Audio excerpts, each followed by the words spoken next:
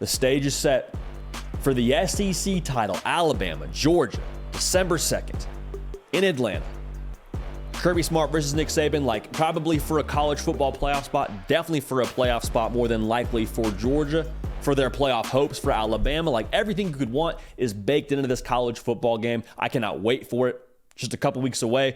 Going to take a little early peek, if you will, at this game. Not a prediction, but an early little peek at what's ahead in this one.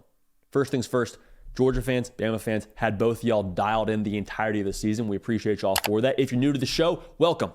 It's college football, only college football, game predictions, analysis, college football, pop culture, everything you want to talk about when it comes to this game, we talk about it right here. So we appreciate y'all for that. Make sure you're following me on Twitter and Instagram at JD Picala. Great way for us to involve y'all into the show. What can we expect in this game, man? Because I think from the outside looking in, I'm expecting two teams with a tremendous edge about themselves. And I think the edge for both teams is similar in the sense that maybe there's a sense of disrespect being felt, but I think they're different edges to the exact same token. Like for Georgia, they seem to always find a way to feel disrespected.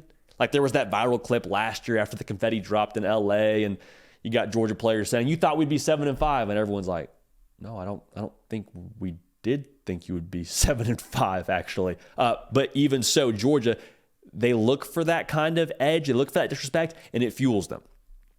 And if you look for something, you eventually find it. But to the exact same thought, I mean, I think for Georgia, there's a feeling of this team wanting to chase their own legacy. Like Kirby Smart has actually been quoted multiple times saying, like, this is its own team. Like, one, yes, they didn't inherit last team's success that won the national title, though there was some guys that were a part of that operation. Like, this team in itself has its own character, has its own identity. Some new pieces, too, like new quarterback in Carson Beck, new OC and Mike Bobo. There's some new pieces here for Georgia, and they're chasing their own legacy. To do that, you got to win the SEC, and eventually to play for the college football playoff, you would imagine you got to get past Bama. Now, for Bama, they've already faced some disrespect. They've already felt a little bit of that us against the world kind of mentality. Well documented, the slow start with that loss against Texas at home, getting beat by double digits. And you kind of limp through the game against South Florida, which somehow got scheduled at South Florida, but now you're clicking. Now you're firing on all cylinders. But the thing with an edge for both these teams, it's tricky because in a spot like this, with the spotlight bright, the entire world watching you, an edge can kind of cause you to feel anxious, cause you to press, cause you to get outside of yourself, or it can cause you to really settle in, find your rhythm, and feel like, okay, now we got the fuel. Now we got something to play for. Now we got people talking bad about us against the world, our guys locking arms in the foxhole. That's what both teams want to settle into. But again, with both these teams, with the new pieces they have, especially at the quarterback position, how does that impact the game? Which team is able to harness the edge as fuel and avoid the pressing and the, oh my gosh, I got to go and prove everybody wrong kind of feeling? Because what you would want to avoid is getting outside of yourself. And an edge, again, can go either way for you. So Kirby Smart and Nick Saban, you would imagine both will have their team ready to play. Curious as to what they look like in the early going. Because if you're starting to press, we'll see that early. It won't be a thing that you see in the third, fourth quarter. If it is at that point, it'll be more in relation to the game than the edge or the approach that you have. Something to watch for, too. Jaylen Moore and the team speed of this Georgia defense is going to be a tremendous battle.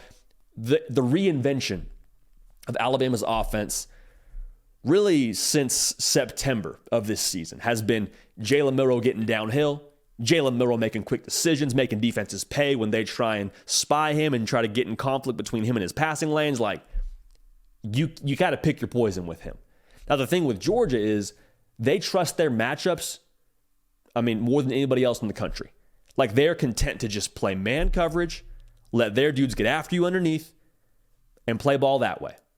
Now, for Jaylen Moore, he will be the best athlete, I think, that Georgia has seen to this point. And for Jaylen Moore, this will be the best defense he's seen to this point, the best team speed he's seen to this point. Because Georgia, they don't just have five-star players, they have a five-star unit on that side of the ball. They rally really well, they tackle really well, they play great in space. Like, there's a tremendous confidence about themselves. So when they play a great athlete like Jaylen Moore, who ends up winning that war? I think it'll be a battle that goes back and forth, but especially on those third and passing situations where you're trying to get to Jaylen Moore or you're trying to force him into a poor decision or you're trying to keep him in front of you. Like, those are some plays where it may not matter the scheme. It just comes down to your read and react of both your second and third level of your defense trying to come up, make a tackle, or it's Jaylen Moore being special and reading and reacting and getting the first down, extending the drive for Alabama. So that back and forth, that chess game of athleticism, I cannot wait to watch. I promise you it will have a tremendous impact on who wins this football game. Other question I have now, offensively for Georgia, can they stay multiple? And the question for Alabama, I guess, is can you take something away? Because Carson Beck, I said it on a previous video, like, dude has something in the amygdala part of his brain which causes you to feel fear that just doesn't operate correctly.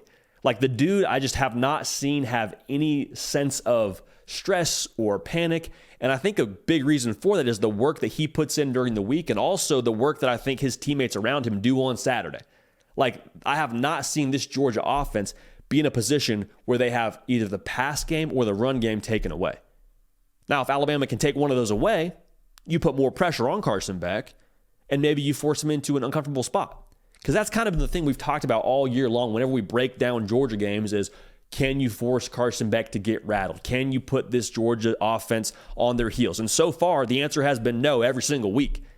Now, just what we said for Jaylen Moore and the Georgia defense, same thing is true about Carson Beck and this Alabama defense in the sense that it's going to be the toughest matchup to this point in the year by nature of the spot, by nature of the athleticism on that side of the ball. Like, we all understand what we're signing up for here. It's a heavyweight bout. Best versus best. Like, you're going to get their best. Carson Beck has got to have to bring his best. Can they force them to take away the run game and put more on Carson Beck? I think is the plan. Now, same thing for Alabama, though. As I said about Georgia, they trust their guys to play man coverage. Like Kool-Aid McKinstry, they trust him on an island with anybody. How these safeties play against Brock Bowers, I can't wait to see. Caleb Downs, only a freshman, does not play like a freshman. Okay, so I'm curious to see that matchup. Again, the chess game of can you force Georgia to play without something in that offense?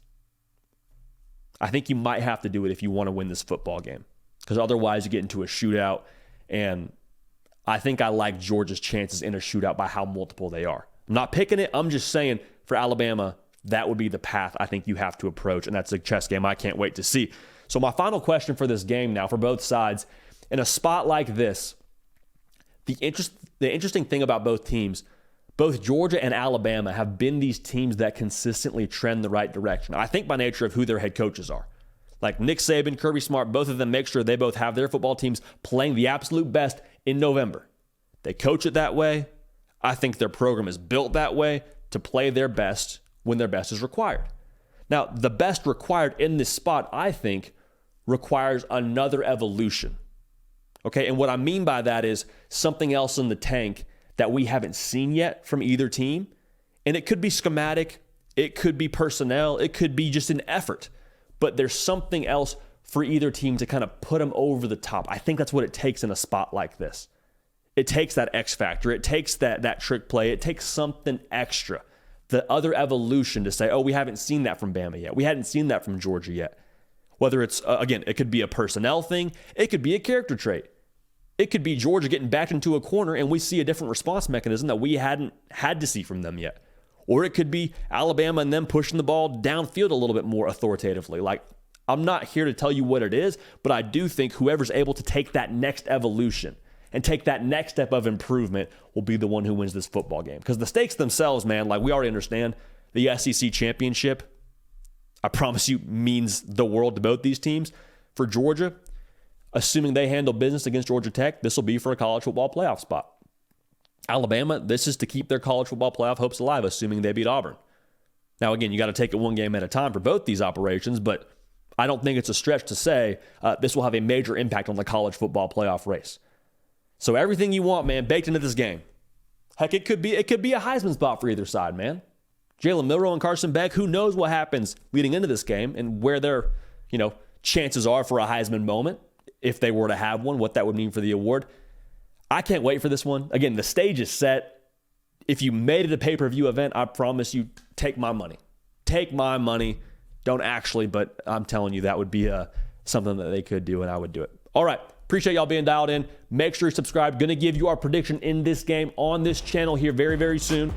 Best way to make sure you don't miss it is making sure you're subscribed. Follow me on Twitter and on Instagram. Get at me on there, tweet at me, direct message me. Let me know who you think is winning this game. Appreciate y'all. We love y'all. We're going to keep this party rolling, and we will see y'all next time. Hey, y'all. Thanks so much for watching. Subscribe to the channel here to make sure you don't miss an episode of The Hard Count. Also, be sure to check out other videos on the On3 YouTube channel.